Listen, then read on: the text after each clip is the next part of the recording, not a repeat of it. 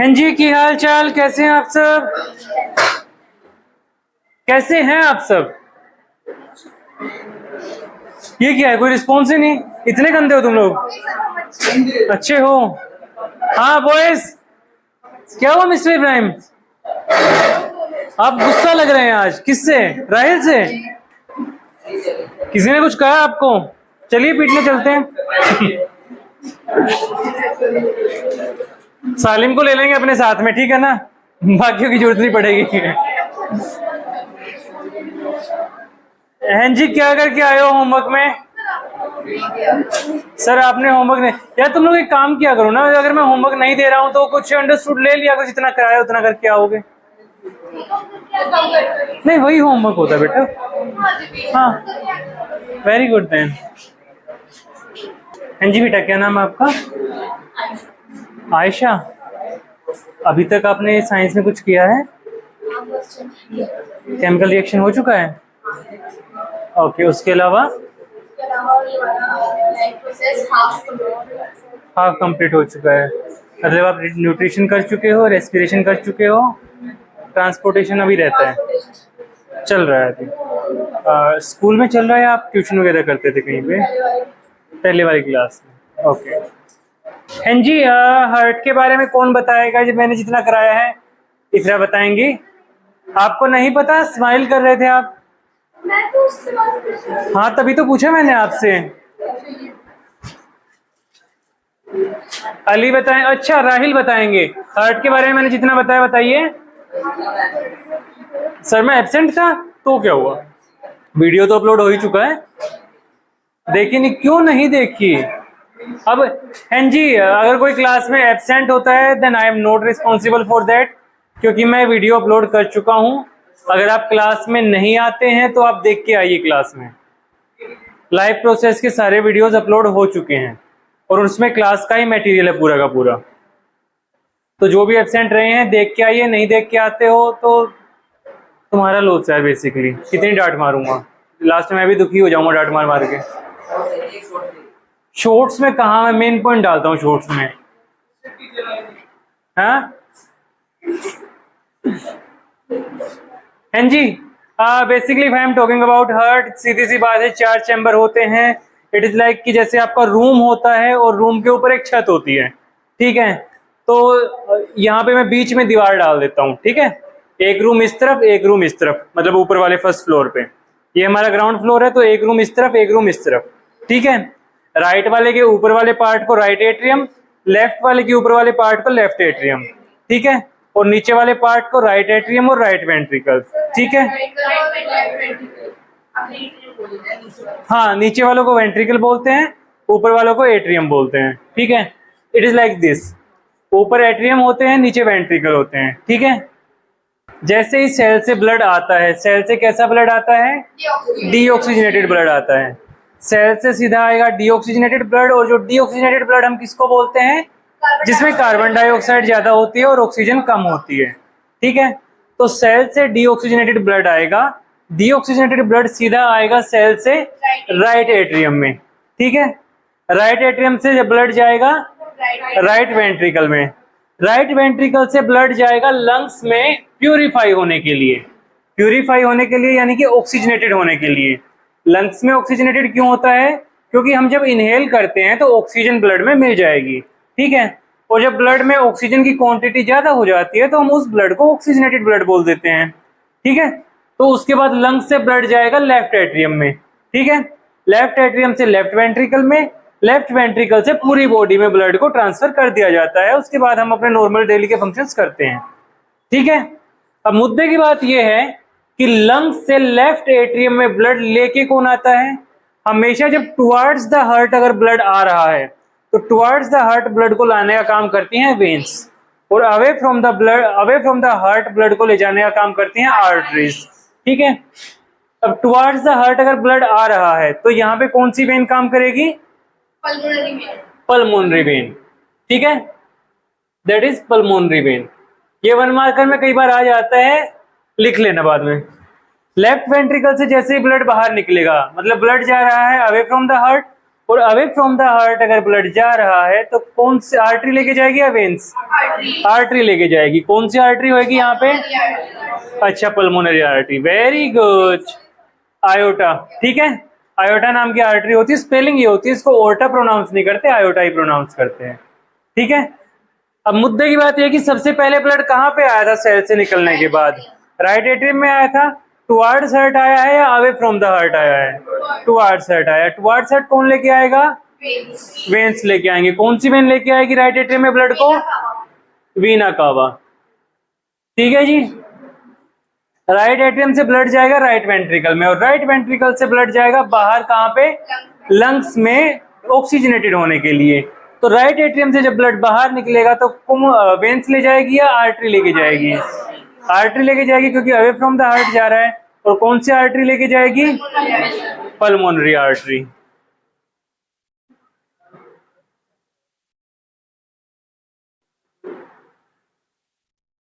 अब मुद्दे की बात यह है कि ब्लड जो है दो बार राइट एट्रियम में, दो बार एट्रियम में आया है, एक बार लेफ्ट एट्रियम में, एक बार राइट एट्रियम में। यानी कि हार्ट में ब्लड दो बार आया है, एक बार लेफ्ट एट्रियम में और एक बार राइट एट्रियम में। इसलिए इस प्रोसेस को डबल सर्कुलेशन बोला जाता है, ठीक है।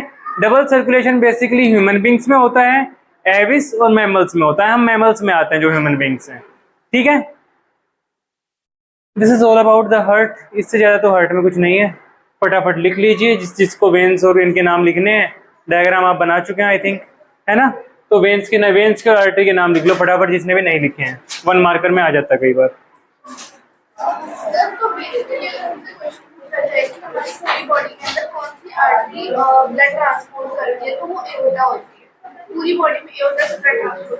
क्यों? आगे दूसरी भी तो बटेंगे, आगे डिस्ट्रीब्यूटर्स नहीं होते, आगे आर्टरी कैपिलरीज में भी तो बढ़ जाती है।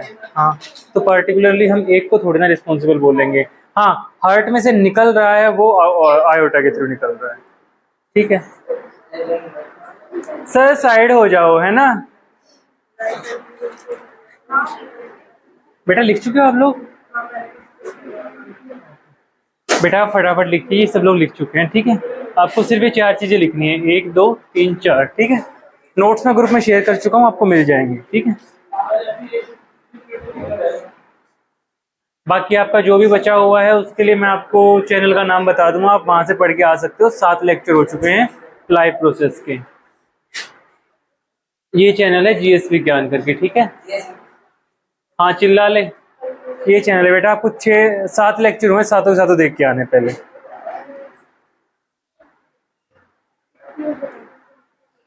तुम लोग भी देख के आ जाया करो एक आध बार। हाँ तूने भी ये वाली आदत पकड़ ली।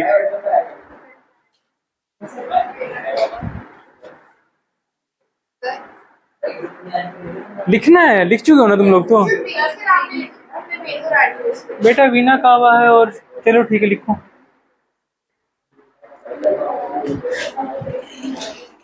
अरे आप आए हो आज? ऐसे कैसे बेटा?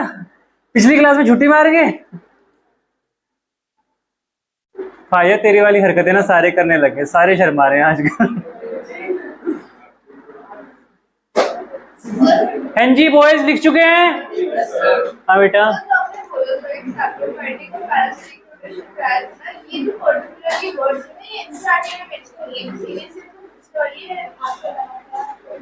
कुछ चीजें ना आपके आंसर को अच्छा बनाने के लिए लिखवाई जाती हैं, एनसीईआरटी में नहीं है, लेकिन वो पर्टिकुलर लाइंस एनसीईआरटी में दी गई हैं जो मैंने उसमें लिख रखी हैं। नेम्स नहीं है, लाइंस हैं, तो इसलिए मैंने उनका नाम बता रखा है। उसका रीजन ये है क्योंकि मैं आप लोगों को पढ़ा भी रहा हूँ, और आप लोग यहाँ से जाके किसी भी यूट्यूब चैनल पे देखोगे ना तो कोई भी टीचर कराता हुआ मिलेगा, तो बच्चों को ऐसा फील होता है कि हमें क्लास में नहीं कराया गया। वो वाली भी तो चीज होती है ना, तो ना चाहते हुए भी हमें कुछ चीजें करानी पड़ती हैं बच्चों को, जरूरत नहीं होती। नहीं तो बच्चे फील कर जाते हैं कि इट इज लाइक कि हमारे टीचर को कुछ भी नहीं आता। इनका भी तो अलग ही जोन चलता है। कुछ टाइम पहले मैं 11th क्लास को मैथमेटिक्स पढ़ा रहा था, फिजिक्स की क्लास थी सॉरी। तो एक बच्चा ना आईआईटी का क्वेश्चन ले आया जो कि पूरा आउट ऑफ सिलेबस था, क्योंकि वो उसमें नहीं था, द रीजनिंग एनसीईआरटी में नहीं था, वो एचसी वर्मा का क्वेश्चन उठा लाया।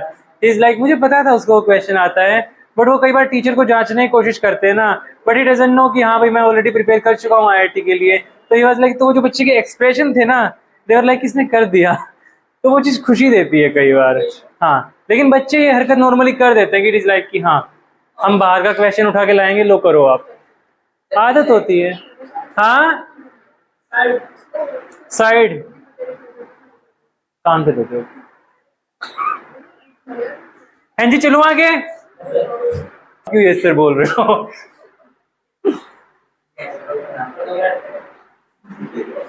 क्या कह रहे हैं?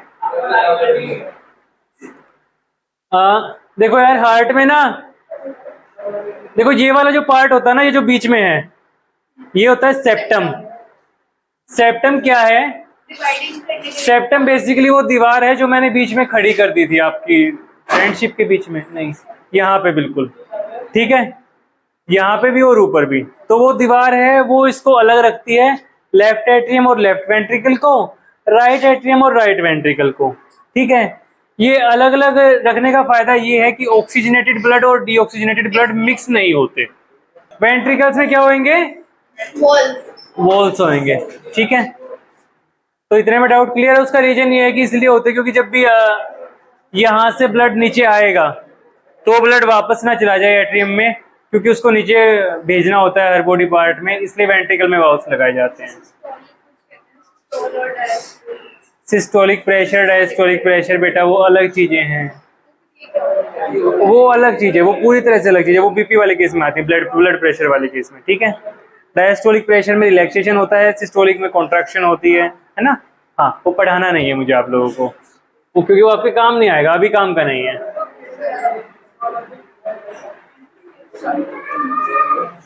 Ventricles have to pump blood into various organs. They have thicker muscular walls than the atria do. ये एक्सप्लेनेशन समझ में आ रही है ऐसा क्यों होता है? वेंट्रिकल्स की जो वॉल्स होती हैं वो थिकर होती हैं, क्यों? क्योंकि बॉडी ऑर्गन के पास ब्लड भेजना। लास्ट टाइम मैंने पानी की टंकी का एग्जांपल दिया था, वैसा वैसा कुछ सीन होएगा, प्रेशर ज्यादा होता है, थिक रहेंगी तो मेंटेन रहेगा पानी वहां पे, अगर थिक नहीं रहेगी तो दिक्कत हो जाएगी, ठीक है। थिन होगी तो फटने के चांस रहते हैं। Valves ensure that blood does not flow backwards when the atria or ventricles contract. Same चीज मैंने भी आपको 2 मिनट पहले बताई है। इतना सा फर्क है कि यहाँ पे इंग्लिश में लिख के चीजों को थोड़ा सा कॉम्प्लिकेटेड बना दिया गया बच्चों को डराने के लिए, ठीक है। मतलब वही है ताकि वो ब्लड वापस ना जा सके। लिखिए फटाफट नोट में डाल के।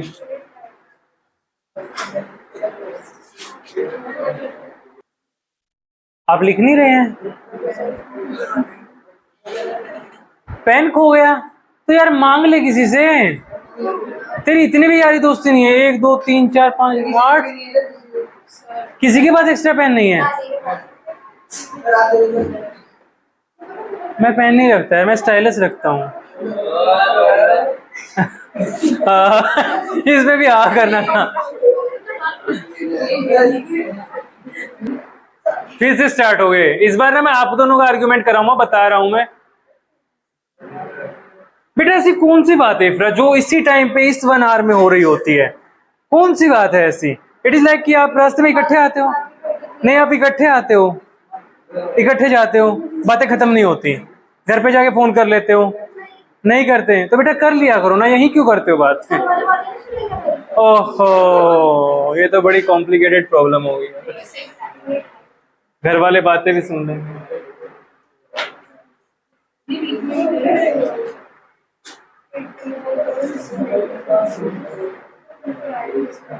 हाँ जी, हो गया? दानिया बेटा पीछे बैठा हुआ सबसे आपको, ठीक है ना? हो गया? नो वाला कौन है? अबे जल्दी लिख, तो स्पीड बढ़ा अपनी, पेपर छूटेगा नहीं तो तेरा।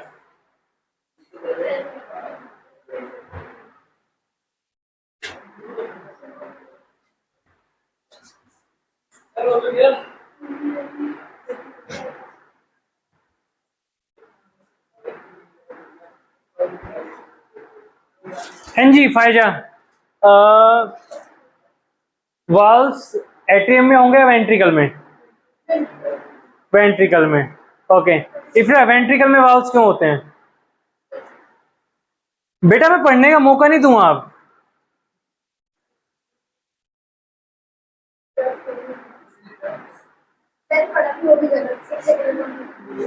हाँ जी बेटा, वेंट्रिकल्स में वाल्व्स क्यों होते हैं? क्योंकि उसमें सिंगल मस्कुलर वॉल्स होती हैं, थिकर मस्कुलर वॉल्स होती हैं। नहीं, उसका इस बात से रीजन नहीं है। नो आइडिया बेटा, आपसे तो मेरी एक्सपेक्टेशन बढ़ रही थी। हाँ, सीधी सी बात है, ताकि ब्लड बैकवर्ड फ्लो ना कर सके, क्योंकि वेंट्रिकल के बाहर ब्लड को पूरी बॉडी में जाना होता है। हाँ जी, राहिल बताएंगे वेंट्रिकल में वाल्व्स क्यों होते हैं। हाँ, अकमल कान के नीचे दे इसके, अभी अभी आंसर दिया है मैंने इसको। तू करड़ा मार देगा भाई। समझ आया? हरियाणवी आती है थोड़ी बहुत, ये वर्ड तो हरियाणवी था जो मैंने बोला। हाँ, तू करड़ा मार देगा। नहीं, कई बार निकल के आ जाती है ना, कितनी भी कोशिश कर लो। हाँ जी, मैं आप लोगों को ये बता चुका हूं कि टाइप ऑफ सर्कुलेशन जो है बेसिकली ह्यूमन बींग्स, एव्स और मैमल्स, इनमें क्या कैसा होता है? Double circulation. लिख लो एक बार, मैमल्स एंड एव्स,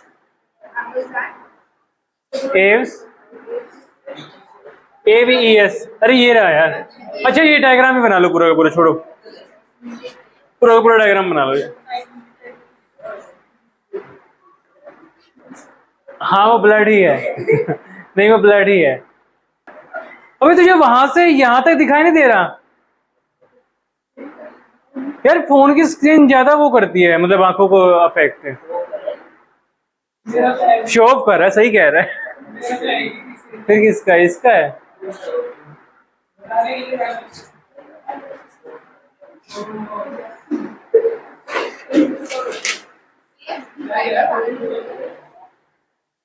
हाँ जी, लिख लिया सभी ने?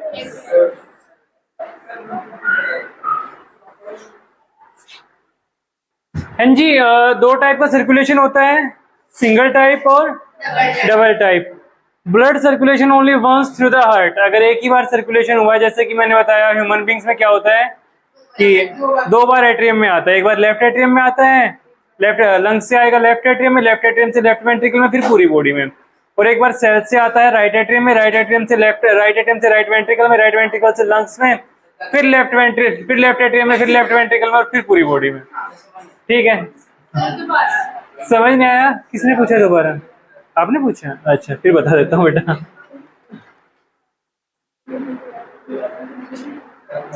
सेल से ब्लड यहाँ पे आता है राइट एट्रियम में, यहाँ से यहाँ पे आता है, यहाँ से लंग्स में जाएगा, लंग्स के बाद लेफ्ट एट्रियम में, फिर लेफ्ट वेंट्रिकल में, फिर पूरी बॉडी में, राइट टू लेफ्ट।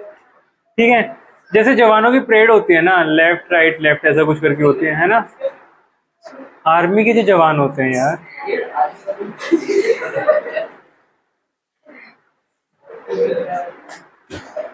सेल से ब्लड आएगा राइट एट्रियम में, राइट एट्रियम से राइट वेंट्रिकल में, राइट वेंट्रिकल से लंग्स में जाएगा, लंग्स से लेफ्ट एट्रियम में, लेफ्ट एट्रियम से लेफ्ट वेंट्रिकल में, लेफ्ट वेंट्रिकल से पूरी बॉडी में।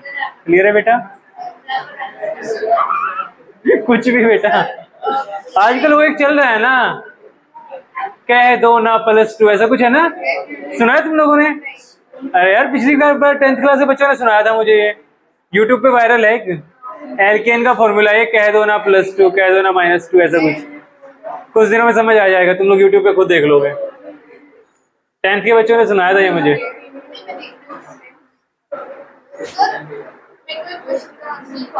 बताइए। हाँ, तो एक बार सुन तो लो, एक बार समझ लो चीजें, लास्ट में लिखो। मैं एक्सरसाइज कराऊंगा वैसे पूरी, ये एक्सरसाइज में भी है। हाँ है। हाँ जी, सिंगल टाइप में blood circulation only once through the heart, इसमें 2 बार होता है। ठीक है, 2 बार वालों में एग्जांपल आ गया, एम्फीबियंस, रेप्टाइल्स, एव्स, मैमल्स। ठीक है, एव्स क्या होता है? एव्स क्या होता है भाई, किसी को पता है? किसी को भी नहीं पता? तो पूछ क्यों नहीं रहे? हाँ, ये कर लो पहले, ये कर लो। यहाँ पे 2 बच्चे स्टॉप नहीं हो रहे हैं, तुम लोग एक और स्टार्ट हो गए। बेटा क्या कर रहे हो बेटा, मैं जस्ट एग्जांपल दे रहा था। सॉरी बेटा। हाँ हाँ, तुझे भी हिस्सा बनना उस ग्रुप का। मिस्टर राहिल बताएंगे बेटा एव्स क्या होता है।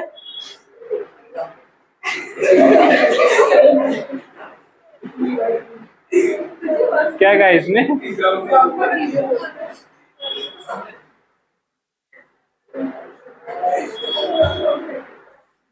बेटा बर्ड्स वगैरह को एव्स बोलते हैं, ठीक है।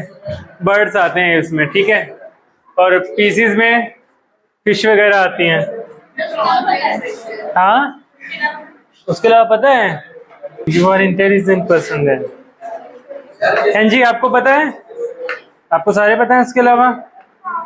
तो एव्स क्यों नहीं पूछा आपने? क्योंकि मेरे को नहीं लगा ये बेसिकली बोलना।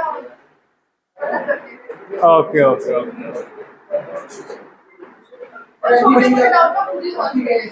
एम्फीबियंस, एम्फीबियंस पता है?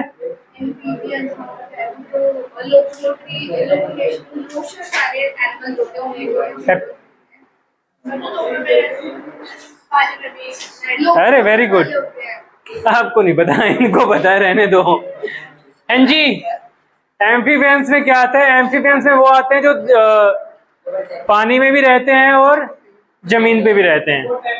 हिंदी में बोले तो जो जल पे भी रहते हैं और थल पे भी रहते हैं। हाँ, I am showing of my Hindi. हाँ, कुछ बोल रहा था, बोल ले।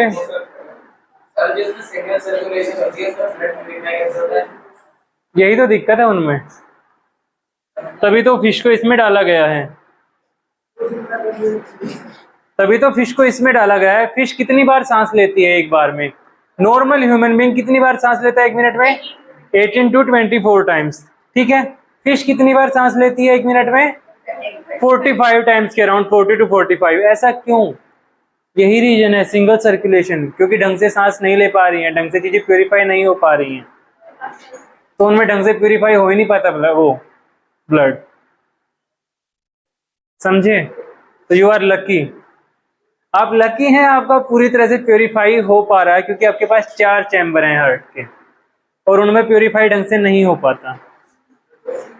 तो आपका जो क्वेश्चन है कि उनमें प्योरीफाई कैसे हो पाता है, उसका आंसर ये है कि नहीं हो पाता, ढंग से पूरी तरह से हो ही नहीं पाता। अगर ढंग से पूरी तरह से प्योरीफाई हो पाता तो वो ह्यूमन बींग्स की तरह नॉर्मल रेट से सांस ले रही होती, ठीक है। रेप्टाइल्स में वैसे तो 3 चैम्बर होते हैं इसमें, लेकिन होता डबल सर्कुलेशन है। लेकिन एक एक्सेप्शन यहां भी है, क्रोकोडाइल। क्रोकोडाइल में 4 चैम्बर होते हैं। वैसे रेप्टाइल में 3 चैम्बर होते हैं। जैसे नॉर्मल छिपकली उठाओगे तो 3 चैम्बर होते हैं वहां पे, ठीक है।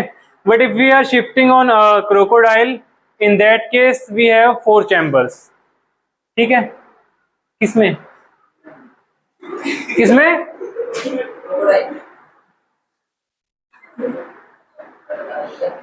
खड़ा हो, फास्ट, जल्दी खड़ा हो ले, और चेयर उठा के पीछे बैठ जा। चल, कोई बात नहीं, खड़ा हो ले, ये पनिशमेंट है बेटा, पनिशमेंट तो ऐसी होती है ना।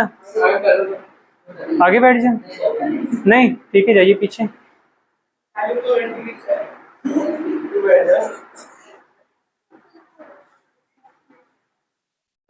तुम लोगों को समझना ना मेरे लिए थोड़ा सा कॉम्प्लिकेटेड हो जाता है कभी कभी। हाँ जी, क्लियर है चीजें? आगे चलो, इसको पीछे कर ले बेटा, पनिशमेंट मिली है, प्राइज नहीं। हाँ, थोड़ा सा और तेज।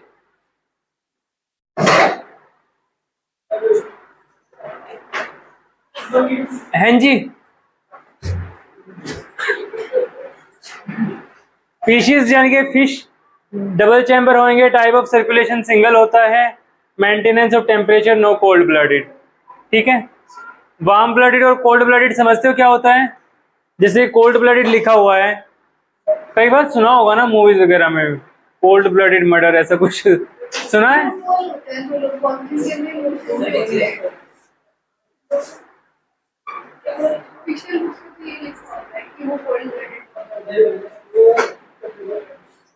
पीसीज जो है वो कोल्ड ब्लडेड में आती है, ऐसा क्यों? उनका खून ठंडा होता है। सर मुझे पता है गलत आंसर है।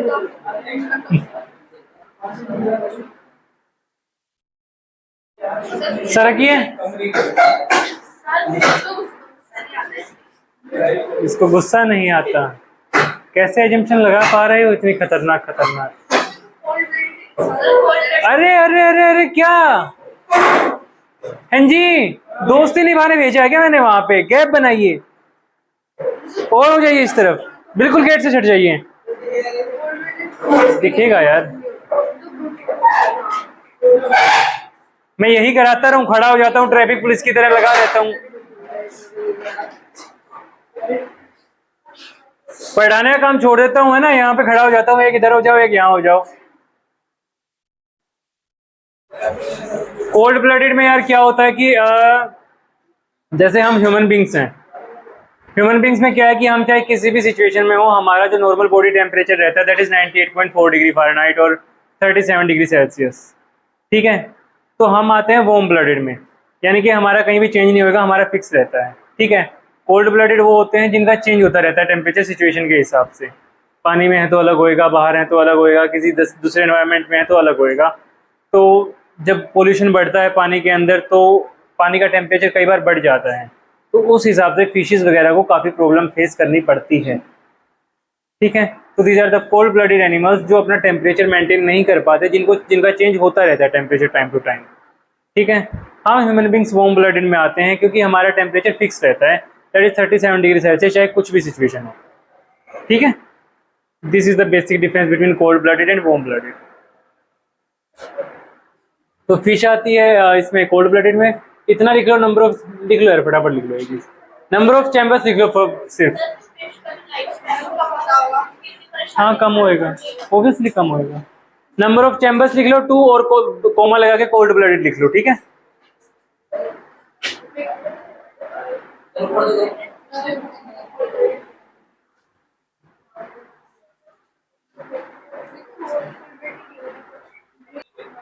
सिर्फ ये लिखना है और ये लिखना है।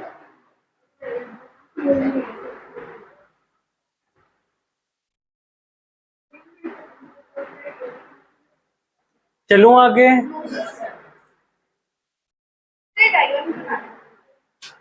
समझाना है? नहीं रहने दो, बना पहले ही बता रखा है मैंने वैसे भी गिफ्ट्स के बारे में, नोट्स मैंने ग्रुप में भेज ही रखे हैं।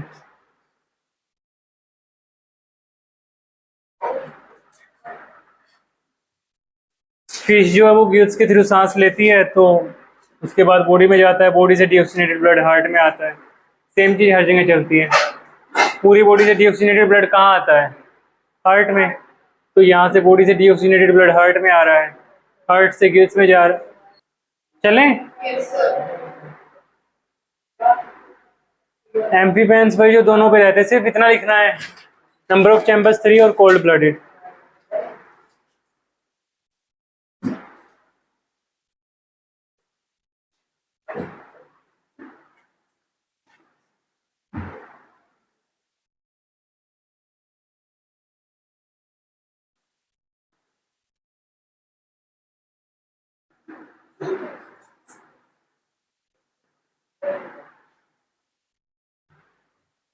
चलें आगे?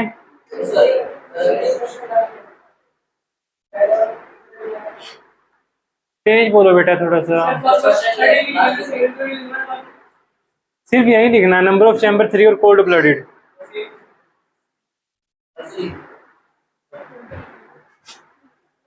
अरे यार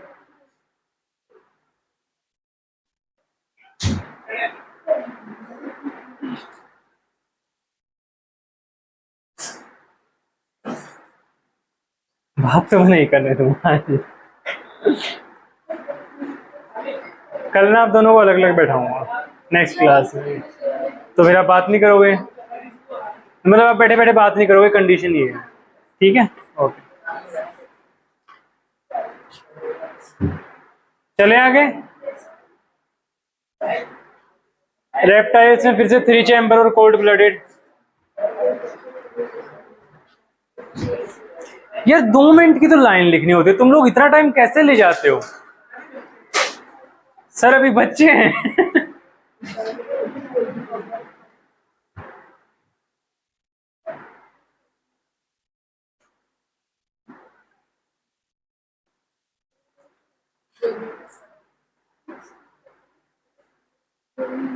अब बच्चे कम आए हैं क्या आज?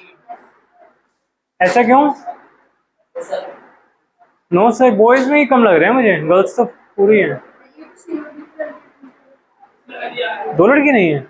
अच्छा।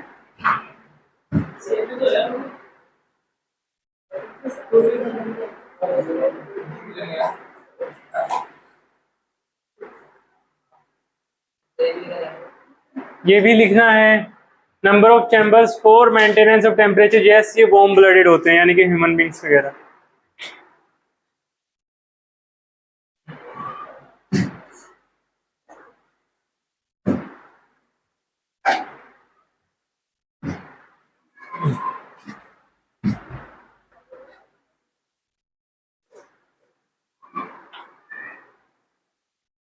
लिख लिया? लिख लिया?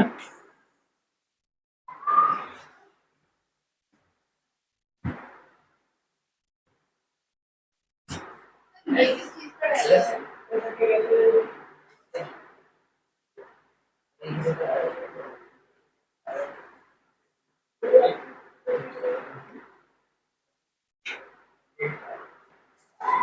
हाँ जी, दिस इज वीना कावा। वीना कावा का क्या काम होता है इब्राहिम बताएंगे? क्या है वीना कावा?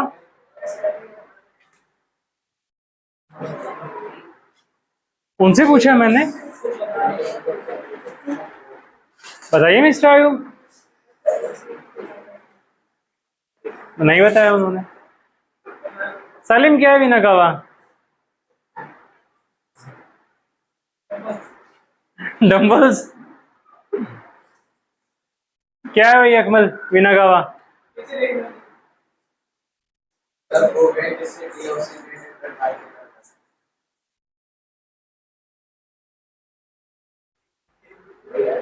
और आयोटा? पूरी बॉडी में ट्रांसपोर्ट हो रहा है लेफ्ट वेंट्रिकल से ऑक्सीजन। आयोटा आर्टरी है वेन है? आर्टरी। और वीना कावा क्या है, वेन है आर्टरी है?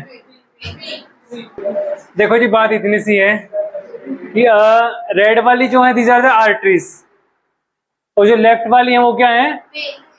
वेन्स। और मुद्दे की बात हो क्या रहा है यहाँ पे? कैपिलरीज समझते हो क्या होती है? कैपिलरीज, आर्टरीज, वेन्स और कैपिलरीज, इन दोनों के बीच में जो एक्सचेंज होता है वो किसके थ्रू होता है? मटेरियल्स का जो एक्सचेंज होता है that is through the capillaries. Capillaries होती क्या है? ब्लड वेसल्स होती है जो सेल और आर्टरी बेसिकली कैपिलरीज क्या होती हैं? बेसिकली काफी थिन ट्यूब होती हैं जिनकी जो थिकनेस होती है वो लगभग 1 सेल थिक होती है, आपके बाल से भी ज्यादा पतली होती हैं। एक्सचेंज ऑफ मटेरियल्स जो है ब्लड और सेल के बीच में वो कैपिलरीज के थ्रू टेक प्लेस करता है। ठीक है, इतना सा काम होता है कैपिलरीज का। मजे की बात यह है कि कैपिलरीज की जरूरत क्या पड़ी? जब हमारे पास वेन्स और आर्टरीज पहले से थी तो कैपिलरीज की जरूरत क्यों पड़ी?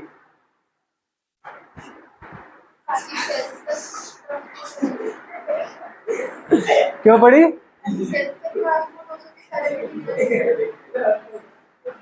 सही तो कह रहे हो। हाँ,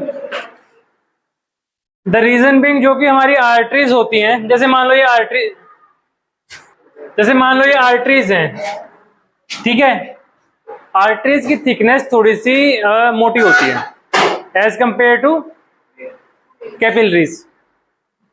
ठीक है, अब मजे की बात क्या है, आर्टरी जो है वो पर्टिकुलर सेल तक नहीं पहुंच सकती क्योंकि सेल का साइज काफी छोटा होता है। ठीक है, तो ये अगर आर्टरीज हैं और ये है हमारा ऑर्गन, ठीक है, तो जैसे ही आर्टरीज ऑर्गन तक पहुंचती हैं, आर्टरी जैसे ऑर्गन तक पहुंचेंगी, ऑर्गन्स क्या होता है बेसिकली, काफी सारे सेल्स होते हैं ऑर्गन में, तो यहाँ पे होंगे काफी सारे सेल्स। ये आर्टरी सीधी आई और इस पॉइंट पे आने के बाद ये काफी सारे कैपिलरीज में डिवाइड होगी। उसका रीजन ये था क्योंकि कैपिलरी आर्टरीज का साइज काफी थिक होता है और जो कैपिलरीज का साइज है वो काफी थिन होता है, और ये डिवाइड होगी सेल्स में, डिफरेंट डिफरेंट सेल्स में, और सेल से क्या अटैच है? कैपिलरीज। ठीक है, कैपिलरीज सेल्स, आर्टरीज कैपिलरीज में इसलिए डिवाइड हुई क्योंकि आर्टरीज की थिकनेस ज्यादा होती है और वो सेल तक चीजें नहीं पहुंचा पाती। तो आर्टरीज सिर्फ ऑर्गन्स तक जाती है, उसके बाद का काम संभालती है कैपिलरीज। पर्टिकुलर सेल तक जो भी चीज पहुंचानी है वो कौन पहुंचाएगा?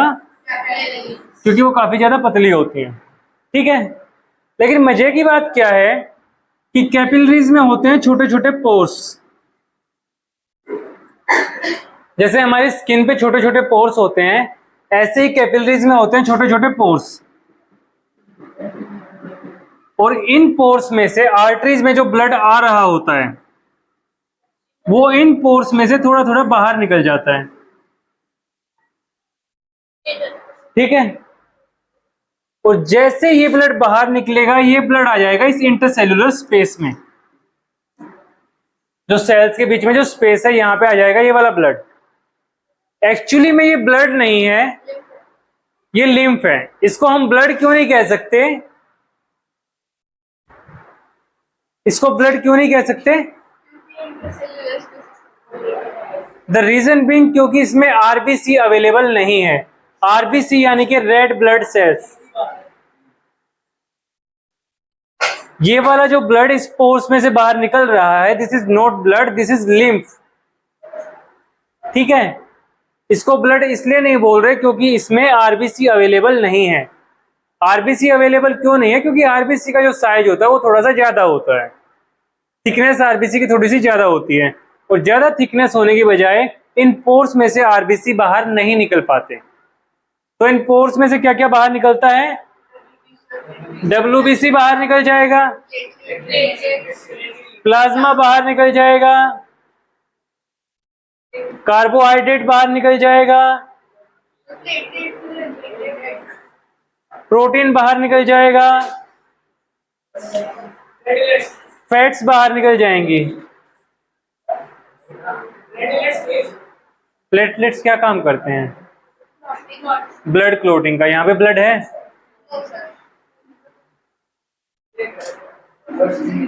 मुझे तो तूने बोला है ना। तो द थिंग इज ये सारी चीजें बाहर निकल जाएंगी। और लिम्फ का मेनली काम क्या होता है? लिम्फ का मेनली काम होता है ट्रांसपोर्टेशन ऑफ न्यूट्रिएंट्स। ठीक है, ट्रांसपोर्टेशन ऑफ न्यूट्रिएंट्स जो है वो मेन फंक्शन होता है लिम्फ का। यार हंसी मत छुड़ो यार। ब्लड का जो मेनली काम होता है, ब्लड का क्या काम होता है? Transportation of oxygen, carbon dioxide and वैसे अदर न्यूट्रिएंट्स। और लिम्फ में क्या ट्रांसपोर्ट होगा?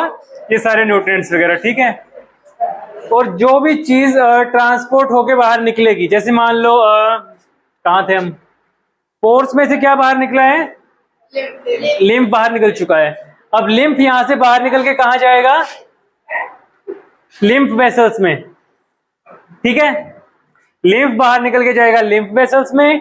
लिम्फ वेसल्स में से लिम्फ होते हुए जाके कनेक्ट हो जाता है वेन्स से। किससे कनेक्ट हो जाता है? वेन्स। ठीक है, और वेन्स के बाद ब्लड कहाँ, लिम्फ कहाँ चला जाता है? वेन्स के बाद लिम्फ पहुंचता है लिम्फेटिक नोड्स तक। और लिम्फेटिक नोड्स कहाँ होती हैं?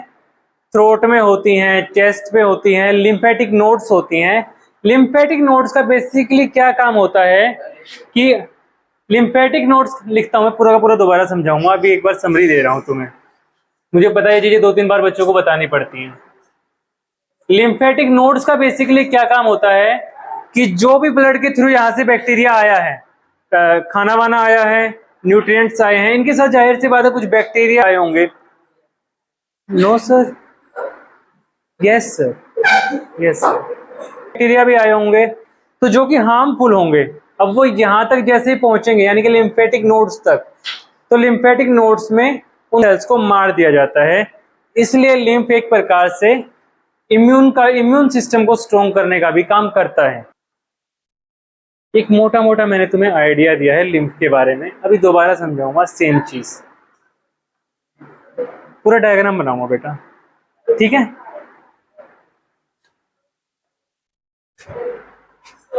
इससे पहले मैं तुम्हें एक छोटी सी चीज बता देता हूं, मैंने छुड़वाई थी पहले।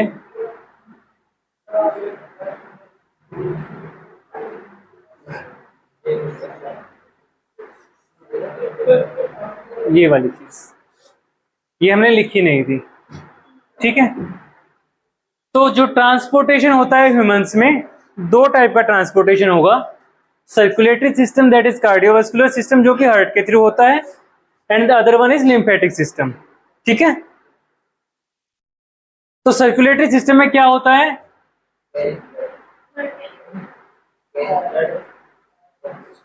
हार्ट वाला जो भी है वो आप लोग ढंग से समझ चुके हो, ठीक है। तो सर्कुलेटरी सिस्टम में ब्लड को कैरी किया जाता है, किस किस से मिलके बना हुआ था circulatory system, blood vessels and heart से, ठीक है। ट्रांसपोर्टेशन का काम इसमें मेनली आर्टरीज और वेन्स करती हैं। फंक्शन क्या होता है, carry oxygen and waste products, ठीक है। वेस्ट प्रोडक्ट्स में क्या क्या आ सकता है, जैसे कार्बन डाइऑक्साइड हम एक्सहेल करके बाहर निकाल देते हैं, ट्रांसपोर्ट तो ब्लड ही करता है बेसिकली उसको। सिमिलरली यहाँ पे जो दूसरा सिस्टम था ना जो ट्रांसपोर्टेशन का था, वो था लिम्फेटिक सिस्टम। यहाँ पे किसका ट्रांसपोर्ट किया जाता है, मेनली न्यूट्रिएंट्स का, ठीक है, ट्रांसपोर्ट ऑफ न्यूट्रिएंट्स बेटा, ठीक है। ये क्या कैरी करते हैं, लिम्फ कैरी करते हैं, ठीक है। It consist of lymphatic organs, lymphatic vessels, lymph nodes and lymphoid tissues. जैसे सर्कुलेटरी सिस्टम में ब्लड वेसल्स और हार्ट होते हैं, यहाँ पे लिम्फेटिक नोड्स, लिम्फ वेसल्स वगैरह होते हैं, lymphatic vessels, lymph nodes, lymphoid tissue, ठीक है। यहाँ पे आर्टरीज एंड वेन्स नहीं होते लिम्फ में। आर्टरीज और वेन्स का काम कौन करता है, lymph vessels. Arteries and veins are absent, only lymphoid capillaries present, ठीक है जी। फंक्शन क्या है, immune response and fat absorption, fat को एब्जॉर्ब करना और इम्यून रिस्पॉन्स। इम्यून रिस्पॉन्स जैसे मैंने अभी बताया कि लिम्फेटिक नोड्स यहाँ पे होती है, थ्रोट वगैरह में, चेस्ट वगैरह में, और जो भी वेन्स के थ्रू या लिम्फ वेसल्स के थ्रू जो भी खाना पीना आ रहा होता है, जो भी न्यूट्रिएंट्स आ रहे होते हैं, उनके साथ जो भी बैक्टीरिया या जर्म मिल जाते हैं उसके अंदर, उनको यहाँ पे खत्म कर दिया जाता है लिम्फेटिक नोड्स में। तो बेसिकली इम्यून रिस्पॉन्स का भी काम करता है, that is immune response and fat absorption. ये चीज मैंने इसलिए अभी तक होल्ड पे रखी थी, आपको कराई नहीं थी कि पहले ब्लड करा देता हूँ फिर ये कराऊंगा, क्योंकि अब आप लोगों को समझाना थोड़ा आसान रहेगा। फटाफट लिखिए, मुश्किल है, समझ में नहीं आया मैं रिपीट करा दूंगा बेटा, एक बार लिख लो, ठीक है। थोड़ा सा मुश्किल हो गया, ठीक है मैं रिपीट कराता हूँ। हाँ पूरी टेबल लिखनी है।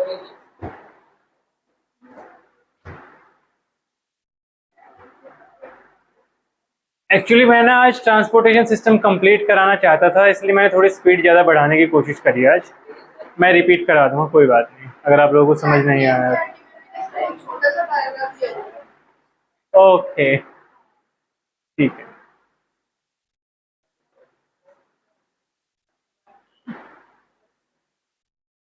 बेटा बोलना तो है ही नहीं, आप आराम से बोलने का फायदा उठा रहे हो।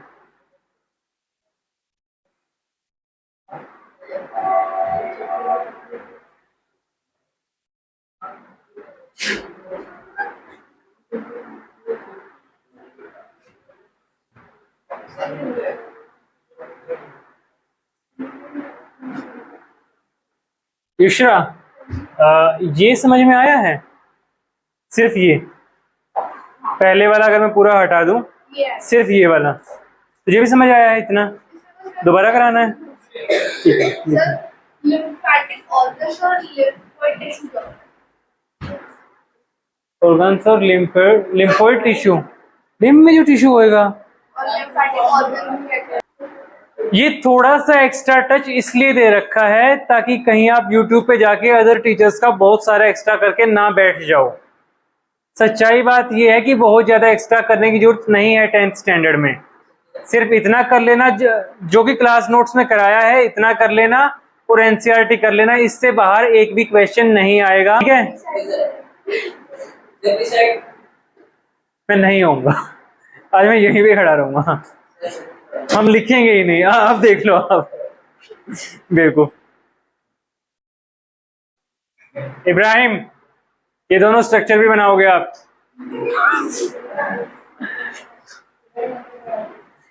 ये दोनों स्ट्रक्चर बनानी है आपको। I want you to be the topper of the class, actually topper of the CBSE। ठीक है, बनाओगे ना? हाँ या नहीं? क्यों नहीं? बेटा साइड ही करते रहो तुम लोग।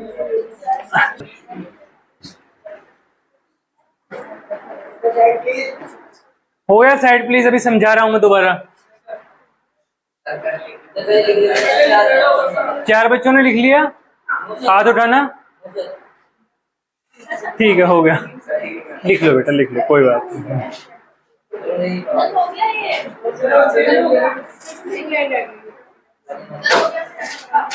आपका हो गया? ओके, आपको समझ आया पूरा? लिम्फ पूरा समझ में आया? हाँ जी अकमल, ध्यान दीजिए दोबारा से, आपके लिए रिपीट करा रहा हूँ अभी, बाद में लिखना, पहले समझ ले तू। सर्कुलेटरी सिस्टम में क्या कैरी किया जाता है? ब्लड। लिम्फेटिक सिस्टम में क्या कैरी किया जाता है? लिम्फ। सर्कुलेटरी सिस्टम में क्या होता है कैरी करने के लिए? ब्लड वेसल्स और हार्ट।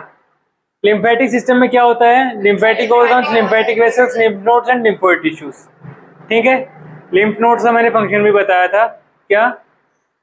इम्यूनिटी डेवलप करने में हेल्प करते हैं ज्यादातर बेसिकली। ठीक है, क्योंकि वो बैक्टीरिया और जर्म्स वगैरह को मार देते हैं। ठीक है, सर्कुलेटरी सिस्टम में आर्टरीज और वेन्स प्रेजेंट होती हैं। लिम्फ में आर्टरीज और वेन्स तो नहीं हो सकते, उसकी जगह पे क्या प्रेजेंट होता है? Arteries and veins no absent, only lymphoid capillaries present. ठीक है, लिम्फोइड कैपिलरीज पतली पतली होती हैं, बहुत ज्यादा कैपिलरीज, और लिम्फ में भी ज्यादातर आरबीसी नहीं होते, और आरबीसी जो है वो थिक है। ठीक है, ये थिन होता है बेसिकली लिम्फोइड कैपिलरीज। फंक्शन ये कैरी करते हैं ऑक्सीजन और वेस्ट प्रोडक्ट को। ये immune response and fat absorption. Immune response मैं समझा चुका हूं। इम्यून रिस्पॉन्स क्या होएगा? लिम्फ नोड्स वाला एग्जांपल यार, बैक्टीरियाज को मारने वाला। जो भी न्यूट्रिएंट्स आ रहा होता है वेंस के थ्रू, उसको लिम्फ नोड्स तक पहुंचाया जाता है ताकि बैक्टीरियाज को मारा जा सके, मारा जा सके। तो ठीक है, इम्यून रिस्पॉन्स और फैट ऑब्जॉर्प्शन लिम्फ का फंक्शन है, ये कैरी ऑक्सीजन और वेस्ट प्रोडक्ट करता है। अभी कोई डाउट है इसमें? एक मिनट बेटा, हाँ डाउट है इसमें? कोई नहीं है? हाँ जी बोलिए। नहीं, इसके बाद बेटा ये उनको पूछना। नहीं, वो भी करा रहा हूँ, अभी करा देता हूँ, 2 मिनट लगेंगे।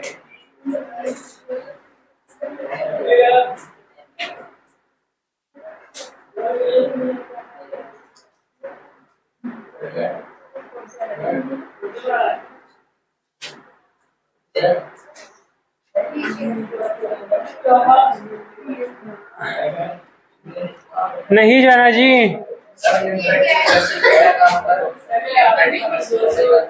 लिम्फेटिक जो ब्लड वेसल्स का काम होता है। ब्लड वेसल्स क्या करती हैं? ब्लड कैरी करती हैं। लिम्फेटिक वेसल्स लिम्फ कैरी करेंगी।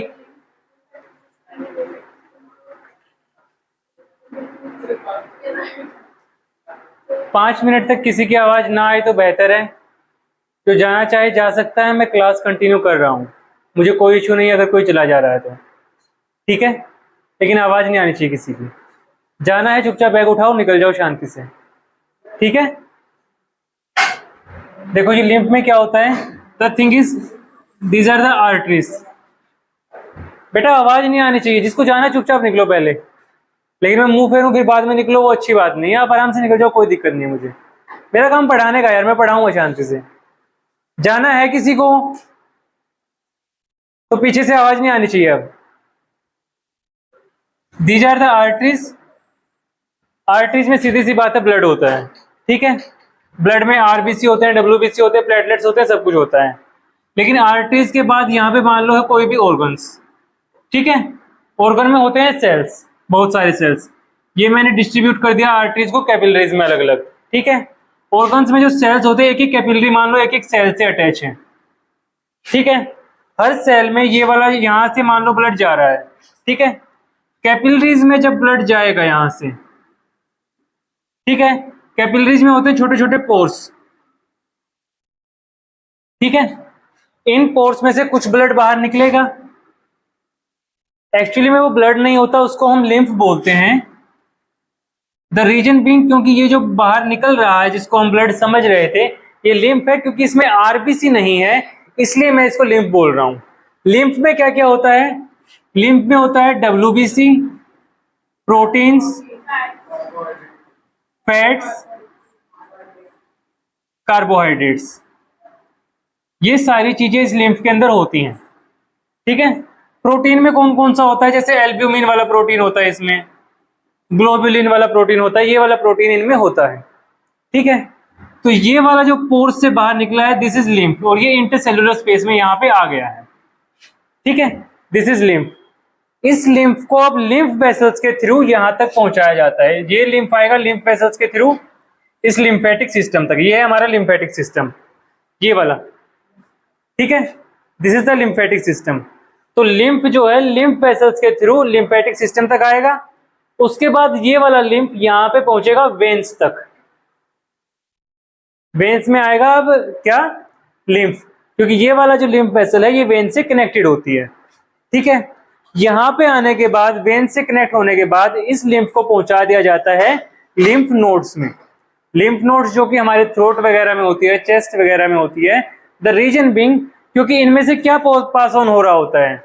जो हमारी स्मॉल इंटेस्टाइन में न्यूट्रिएंट्स होते हैं ना, वो न्यूट्रिएंट्स अब यहां से गुजर रहे हैं। लिम्फ किसका ट्रांसपोर्ट कर रहा है? करता है न्यूट्रिएंट्स का। न्यूट्रिएंट्स में क्या क्या आता है? कार्बोहाइड्रेट्स, प्रोटीन्स, फैट्स, और इनका मेनली एब्जॉर्प्शन कहाँ होता है? स्मॉल इंटेस्टाइन में। तो उसके बाद वेन्स के बाद जो है, यहां से ये जो हमारे न्यूट्रिएंट्स चल रहे हैं, ये न्यूट्रिएंट्स कहाँ पहुंचते हैं? बेसिकली लिम्फ नोड्स तक। लिम्फ नोड्स कहाँ पे हैं? थ्रोट्स में, चेस्ट में, ठीक है। और यहाँ पर पहुंचने के बाद जाहिर सी बात है, जो भी न्यूट्रिएंट्स ट्रांसपोर्ट हो रहे हैं उनमें कुछ चीजें होती हैं, कुछ चीजें जैसे कि बैक्टीरिया हो जाएंगे जो कि अनवांटेड होते हैं, जिनकी जरूरत नहीं होती, जो कि डैमेज कर सकते हैं, इसलिए उनको मार दिया जाता है यहाँ पे लिम्फ नोड्स में। तो जब उनको मार दिया जाता है, इसलिए वो एक इम्यून का काम करते हैं, इम्यून रिस्पॉन्स, ठीक है। So this is all about lymph vessels. इसलिए ऐसा बोला जाए, there is another type of fluid also involve in transportation, इसको हम लिम्फ बोल रहे हैं। ये मैंने लिखवाया हुआ, जो भी आप लोगों को लिखना है। Through the pores present in the walls of the capillaries, ये जो पोर्स थे ना कैपिलरीज में, इसमें से क्या क्या बाहर निकलेगा? Plasma, protein, blood cells. Blood cells में कौन से बाहर निकलेंगे? डब्ल्यूबीसी बाहर निकलेगा, ठीक है, प्रोटीन बाहर निकलेगा, बेसिकली वो तो वही रहेगा, प्रोटीन, कार्बोहाइड्रेट, फैट्स वगैरह लिखवा दिए। Escape into the intercellular space, ये इस इंटरसेल्युलर स्पेस में आ जाते हैं लिम्फ के साथ। In the tissue to form the tissue fluid और लिम्फ, इसलिए लिम्फ का दूसरा एक नाम क्या है? टिश्यू फ्लूइड, ठीक है। In the tissue to form the tissue fluid और लिम्फ, ठीक है जी। तो ये वाली चीजें फटाफट लिखिए। ये मैंने लिखवा रखा है। लिम्फ में क्या क्या होता है? कलरलेस आरबीसी एब्सेंट होते हैं, आरबीसी होते नहीं इसलिए इसको लिम्फ बोला जाता है। लिम्फ में मेनली डब्ल्यूबीसी प्रेजेंट होता है और contain less protein than blood plasma. लिखिए फटाफट, पूरा लिखना है बेटा।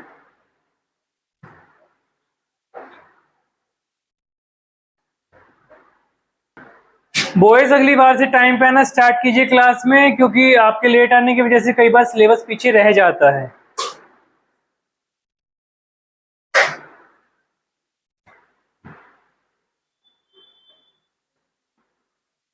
एनजी अभी भी डाउट है? अकमल डाउट है? टिश्यू फ्लूइड भी बोलेंगे, टिश्यू फ्लूइड भी बोलेंगे। हाँ, tissue fluid is the group of cells. टिश्यू क्या होता है? ग्रुप ऑफ सेल्स, और सेल्स में से ही तो थोड़ा, कैपिलरीज में से ही तो थोड़ा थोड़ा फ्लूइड बाहर निकल रहा है, तो इसलिए वो टिश्यू फ्लूइड है, क्योंकि वो पूरे का पूरा जो सेल का गुच्छा है ना, उसके बीच में है वो फ्लूइड, इसलिए उसको टिश्यू फ्लूइड बोल रहे हैं, ठीक है।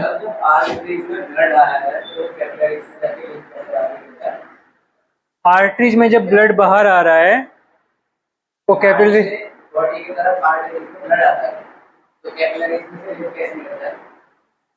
कैपिलरीज में क्या होते हैं? पोर्स होते हैं। उन पोर्स में से जो फ्लूइड बाहर निकलता है वो लिम्फ है। क्या उसमें आरबीसी अवेलेबल है? उसमें आरबीसी अवेलेबल नहीं है, इसलिए वो लिम्फ है। अगर उसमें आरबीसी अवेलेबल हो जाता तो वो लिम्फ नहीं, वो ब्लड हो जाता।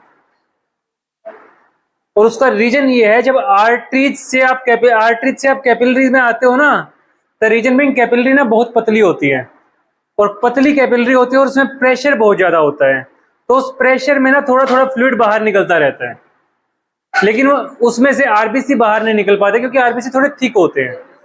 ठीक है, तो आरबीसी बाहर नहीं निकल पाते और बाकी का फ्लूइड बाहर निकल जाता है, that's why we call it lymph. और वो जो पोर्स के थ्रू बाहर निकल रहा है फ्लूइड, वो बिकॉज ऑफ प्रेशर निकल रहा है, वो अपनी मर्जी से नहीं निकल रहा है। पसीना बाहर क्यों निकलता है आपकी बॉडी से?